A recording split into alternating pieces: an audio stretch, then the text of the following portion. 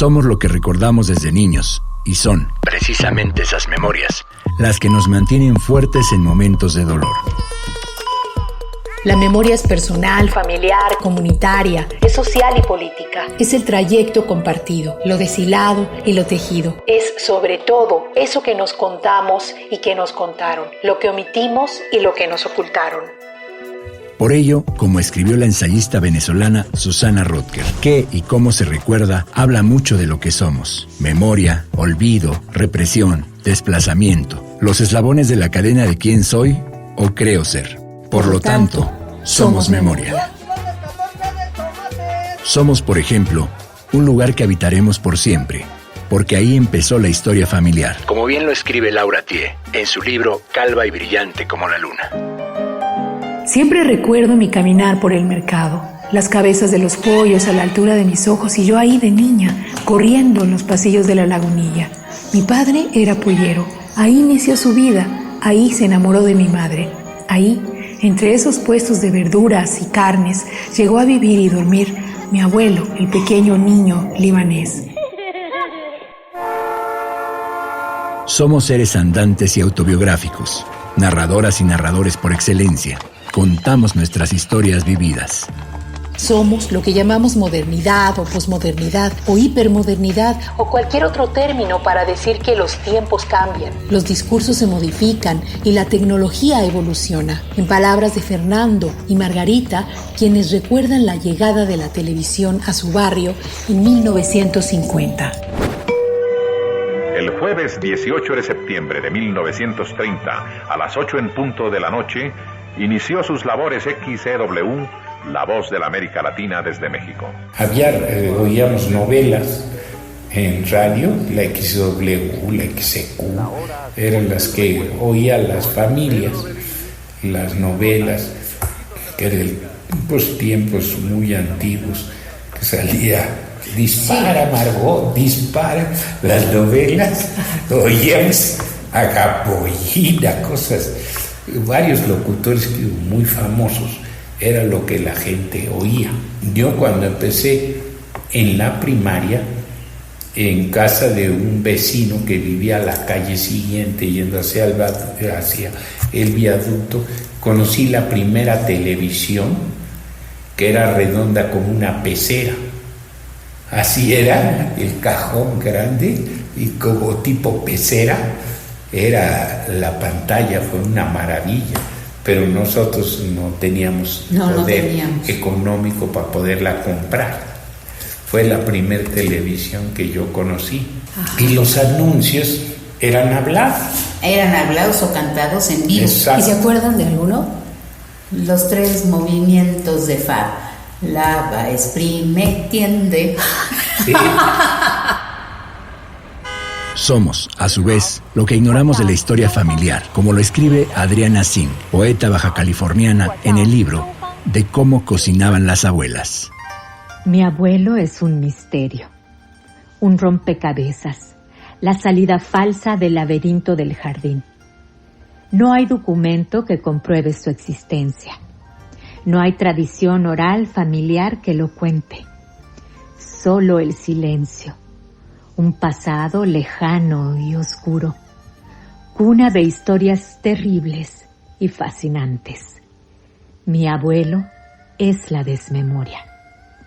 Su nombre occidental era Louis Singh, aunque dicen que su nombre verdadero era Chiu Wong Singh. Nació en la provincia de Guangdong, en Cantón, China, aproximadamente en el año de 1897 y llegó a Mexicali en 1903 a la edad de 6 años, acompañado solo de un familiar lejano. Y aquí, en eso que recordamos cuando nos debemos de ir, entra el giro migratorio, porque somos eso, una especie en viaje, como lo canta Jorge Drexler. Somos una especie en viaje. No tenemos pertenencias, sino equipaje.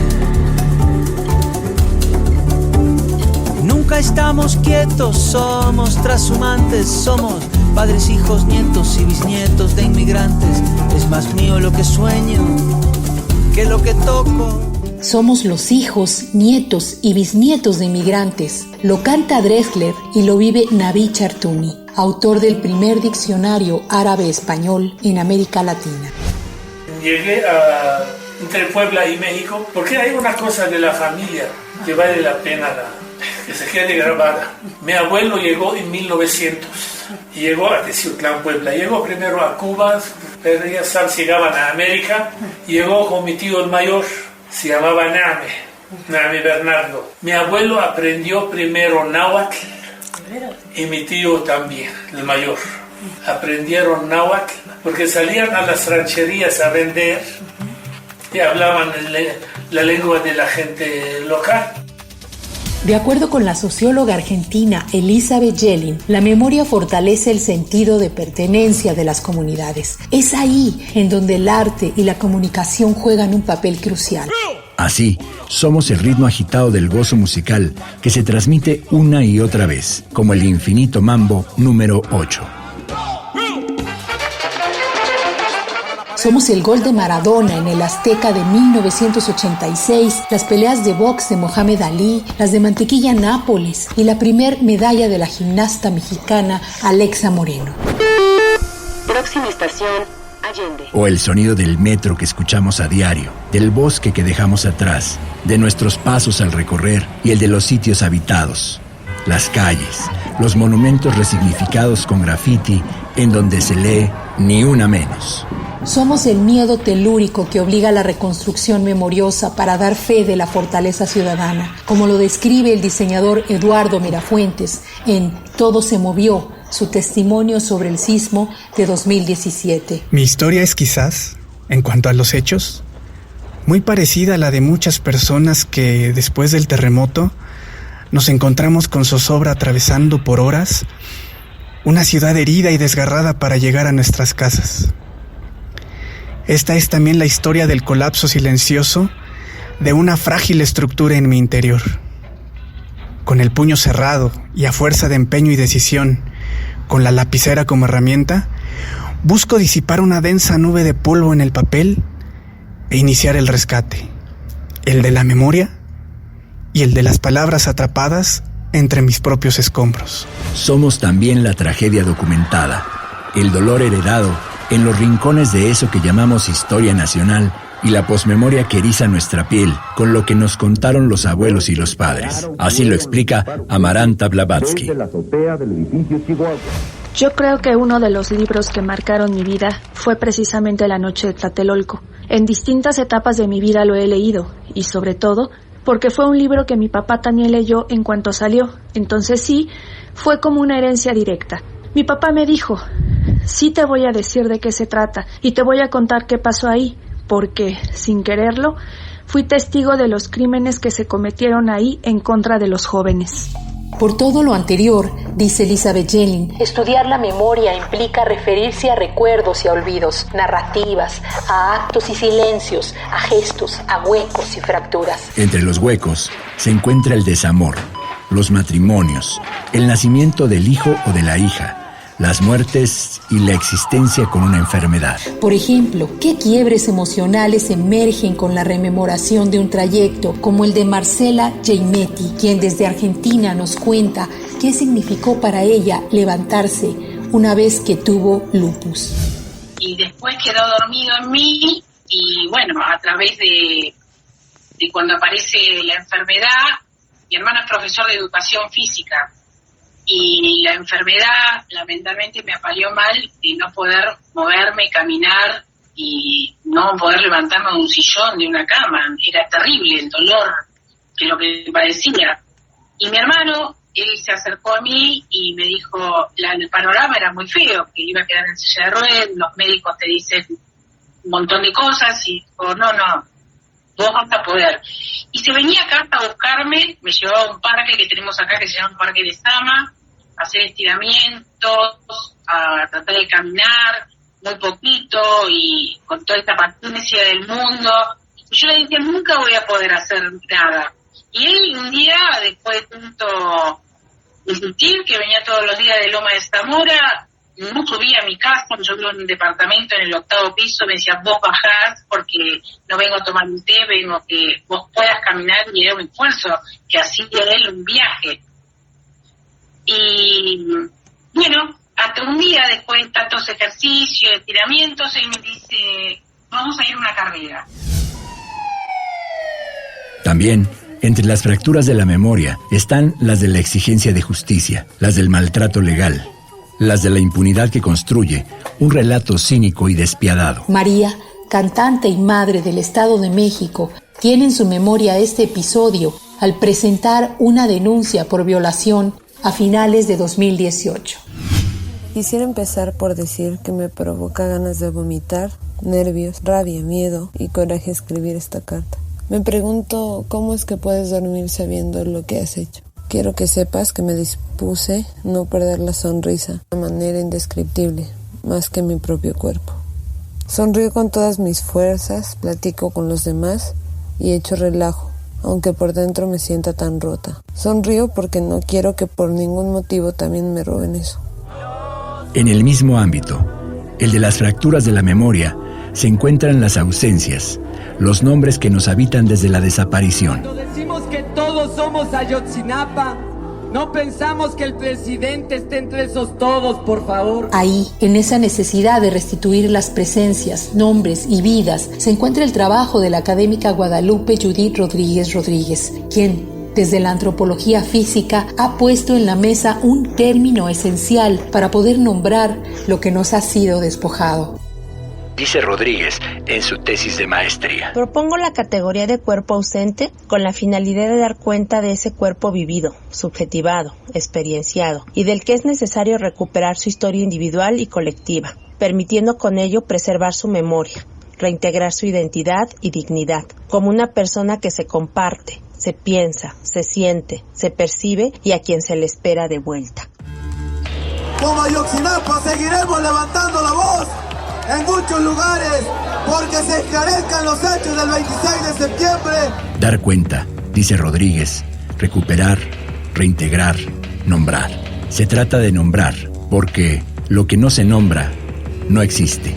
Está fuera de la memoria, lo que duele de tanta impunidad. Sí es delito estar protestando por 3 personas, por 43 personas que han desaparecido, pero ahorita se los llevaron. Para nombrar, revelar, hacer ver, para restituir y poner a la luz de nuestras memorias, tenemos el lenguaje, así como lo dijo la poeta egipcia Nahual el Sadawi. Nombrar, hablar, contar lo que hemos vivido es hacer justicia y buscar un espacio en la memoria social para ser escuchados. La escritura es nuestra única arma. Solo así, nombrando, hablando, contando, es posible en todos los ámbitos enfrentarse a lo que la escritora nigeriana Chimamanda Ngozi Adichie llama el peligro de la historia única. Ahí, en ese enfrentarse a la memoria oficial, se resguarda la posibilidad de contar, de que contemos las historias de los nadie, como explica Óscar Martínez, jefe de redacción de elfaro.net y autor de El Niño de Hollywood. A mí siempre me ha parecido que es un acto además que encarna cierta rebeldía. Voltear a ver el mundo en un código diferente. Imagínate qué diferente es voltear a ver el mundo a través de un pandillero, es decir, a través de un nadie, o voltear a ver a México a través de los migrantes que van arriba del tren. Son nadie, son gente que no interesa. Es un acto subversivo voltear a ver el mundo desde los nadies y explicarlo y entender. Esa gente no está ahí porque sean los últimos de la cadena, porque estén locos o sean tontos, o nacieron con un ADN estropeado. Están ahí porque una serie de sucesos los han llevado a estar ahí. De esta manera, también en la memoria se resguardan los motivos para cambiar la historia y para creer que nuestra historia es verdadera y puede ser el fuego de lo que la pensadora libanesa Youmana Haddad llama el derecho a la furia, para colocar nuestra historia en el lugar preciso. Creer en nuestro derecho de ser libres, de hacer lo que queremos hacer, de decir lo que queremos decir. Esto sí que es muy importante. El primer desafío es creer en nuestras mismas, creer que somos capaces, creer que merecemos más, creer que no somos el sexo más débil, que necesita ayuda. La perspectiva con la cual nos miramos puede cambiar todo. Ser activas, ser agresivas también. Aún hay muchos que consideran esta agresividad algo malo, pero no, la necesitamos. Esta furia la necesitamos. Y tenemos el derecho de estar furiosas, porque de verdad la injusticia que estamos sufriendo es increíble. Por todo lo anterior, necesitamos hacer memoria desde lo personal y desde los movimientos sociales, alisar nuestros respectivos fuegos y echar luz sobre las narrativas que nos son vitales, autobiografiarnos, contar, sean estas personales, familiares, sociales, empresariales, comunitarias o migratorias. Ya Paul Ricoeur dejó claro que nuestra identidad se conforma de aquella historia que narramos, de la historia que decimos que somos. Desde esta perspectiva, la pregunta es, ¿qué huella es la que se narra entonces en los testimonios elegidos y cómo los configuramos a través del lenguaje escrito, del audiovisual, digital, del escénico, cotidiano o del lenguaje afectivo? Es decir, ¿qué memorias recibimos y cómo las utilizamos para construir futuros? Para hacerle frente a estas interrogantes, en Puebla, en el Centro de Producción de Lecturas, Escrituras y Memorias, refrendamos la certeza de Paul Ricoeur y decimos que la memoria es la única forma de construir puentes generacionales entre la vida y el olvido. Por eso, diseñamos e impartimos el diplomado en Memoria y Discursos Autobiográficos, que este 2021 tendrá su segunda edición.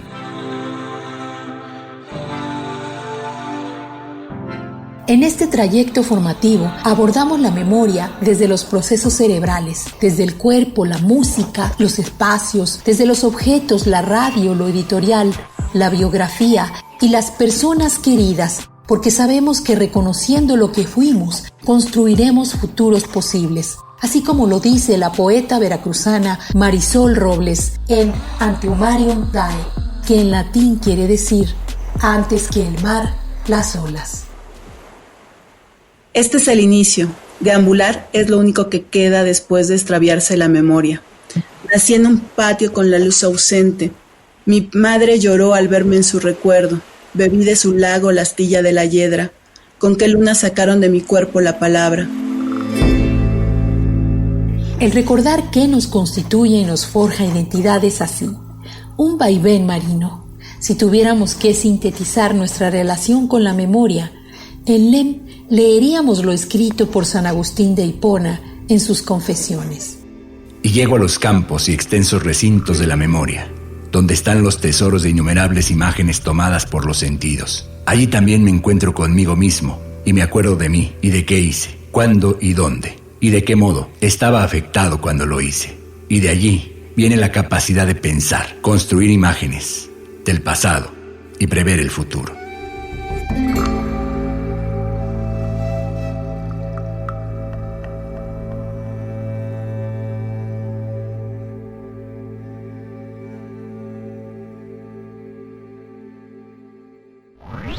Guión, Laura Atié y Efrén Calleja Macedo. Voces, Laura Atié y Antonio Monter. Mezcla y musicalización, Eduardo Bermúdez Ruiz. Esta es una obra de LEM, Centro de Producción de Lecturas, Escrituras y Memorias, y Sonoro Burlesque.